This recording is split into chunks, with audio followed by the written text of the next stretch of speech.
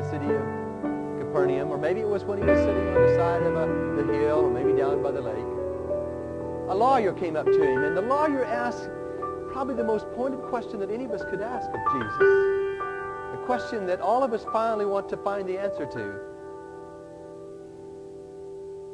As we take the last shot preparing to go to the operating room for an operation, or as we stand by the casket of a friend or member of our family, or as we go through transitions in our life and wonder about the future, we want the answer to the same question that the lawyer asked Jesus. What do I have to do to know that I've got eternal life? What do I have to do? I want to know. I want to know. And so Jesus, in a dialogue with that lawyer, described in the 22nd chapter of Matthew, or described in the 10th chapter of Luke, described what needed to happen if we're to go to heaven, or if we're to be right with God.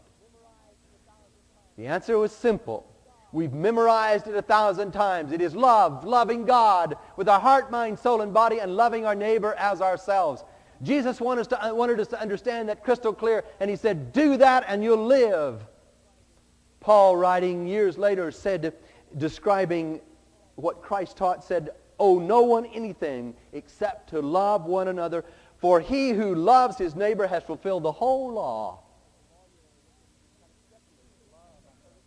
The lawyer looked at him and kind of skeptically, love, I've heard it before. What do you mean by love? Who's my neighbor? And Jesus said, just so you'll understand it real clearly, let me tell you who your neighbor is. A guy got beat up one day as he was traveling from Jerusalem to Jericho. Along came a couple of other people, and they ignored him. They didn't care. They didn't notice. They didn't pay attention.